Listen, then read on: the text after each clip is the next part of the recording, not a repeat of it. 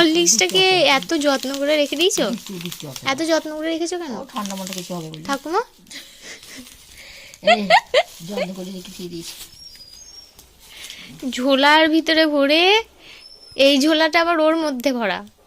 এই ঝোলা ইলিশ এই ব্যাগ টাকা সব এর ভিতরে এই ঠান্ডা মাথা হবে না। হ্যাঁ এবার থাকবে। আচ্ছা, দিয়ে ওখানে হরলিক্সটা থাকলো। চোর যদি চুরি করতে আসে ভাববে টাকার বদলে আমি হরলিক্স পাচ্ছি ব্যাগ থেকে। একটা ছোট কেটটা আছে, ছোট একটা কাঁথা আছে, এটার উপরে এই তো এইটার উপরে বাতো। এই কথাটা সব পরিষ্কার আমার।